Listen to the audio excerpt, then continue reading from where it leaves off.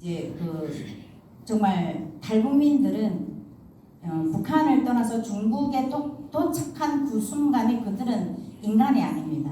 그들은 오직 그냥 짐승이라고 말할 정도로 아무런 어떤 노동의 대가를 안 받고 무보수로 노동을 해야 되고, 왜냐하면 중국에서 있는 그들은 모두 어떤 체계적이고 또 어떤 그런 합법적으로 이제 중국에 온 사람들이 아니고 불법 체류자라는 어떤 그런 이유 때문에 그들은 숨어 다녀야 되고 공안에 붙잡힐까봐 그냥 전전긍긍해야 되거든요.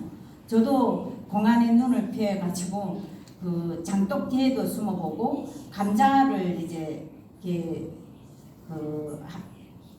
보관하는 어떤 그런 꿈에도 숨어봤습니다.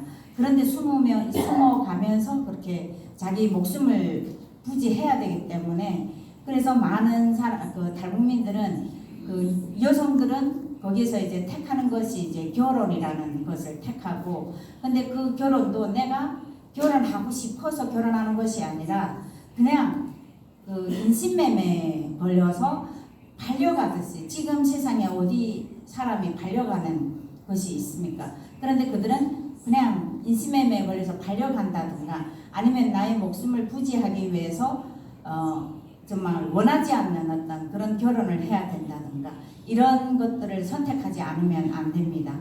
저희 탈북민 중에서 한 분은 20대 중반에 장애인한테 결혼을 해서 갔는데, 그 장애인 집안 안에 이제 아버지를 비롯해서 남자들만 3명이 있었는데 그 3명 중에 한 명이 이제 장애인이었는데, 이 친구는 25살에 그 집에 가서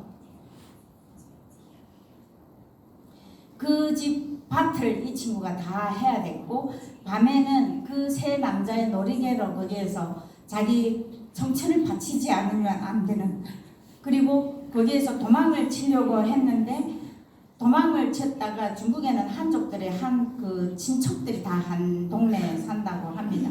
그러다 보니까 이 친구가 도망치다가 어느 한 사람 눈에만 이렇게 띄우면 온 동네가 얘를 잡아서 이렇게 쌀 담는 그런 마대 자루라고 있죠. 거기에 이어서 정말 몽둥이로 죽지 않을 만큼 맞아야 했고, 그리고 또 한 친구는 팔려간 곳이 이제 화상 채팅하는 곳에 팔려갔는데, 거기에서 이제 화상 채팅하다가 그 남자가 마음에 들면 그를 이렇게 선택을 하면 그 안에 들어가서 그 화상 채팅으로 여자를 만나는 남자는 어떤 남자들이겠습니까?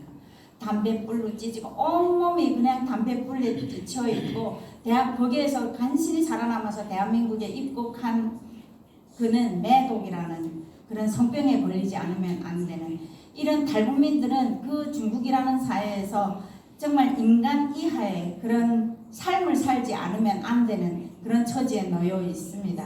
그래서 저는 항상 그들을 만나고, 제가 상담사를 그만두기까지 한 10년 동안 거의 7,000명 정도 탈북민들을 만났는데, 매 사람이 중국에서 그런 인권 유린을 안 당하고 또 이 폭력 속에 노출을 안 되고, 그리고 무보수로 일을 안 한 여성들은 단 한 명도 없었습니다. 그리고 특히 남성들은 또 더 불쌍한 것이, 여성들은 그래도 자기 목숨을 부지하기 위해서 결혼이라는 것을 선택할 수 있는데 남성들은 그것도 아니잖아요. 그러니까 그들은 오직 그냥 목요주문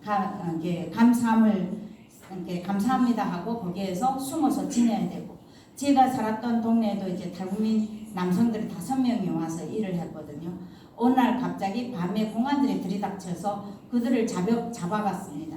그런데 그들을 신고한 사람이 바로 이들을 일을 시켰던 주인이었어요. 왜?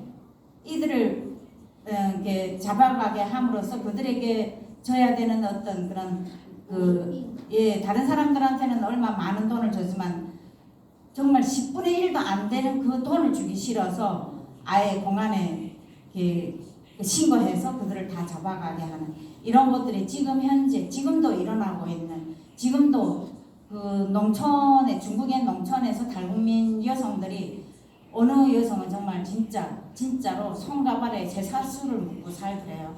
그래서 그것을 왜 너는 이렇게밖에 살 수 없니? 그러니까 정말 몇 년을 그렇게 살다 보니까 무기력해진 거예요.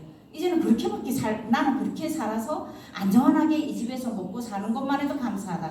이렇게 생각하는 것이 지금 북한의 여성들의 인권이고 북한 사람들의 인권입니다.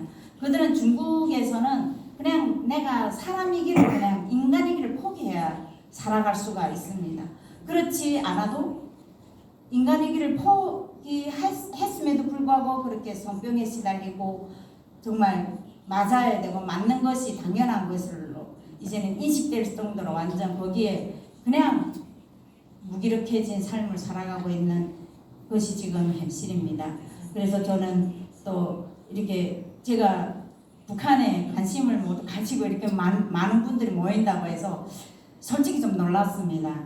대한민국이라는 사회에서도 아직까지 탈북민들이 그 속에서 좀 편견을 가지고 살아가기 힘든데 독일에서 이렇게 이런 자리를 마련하고 독일이라는 곳에서 저도 소망이 이 통일 독일에 한번 와보는 것이 소망이었거든요. 소원이었거든요.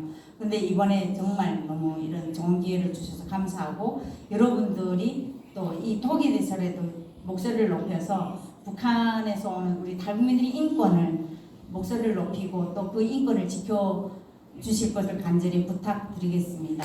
감사합니다.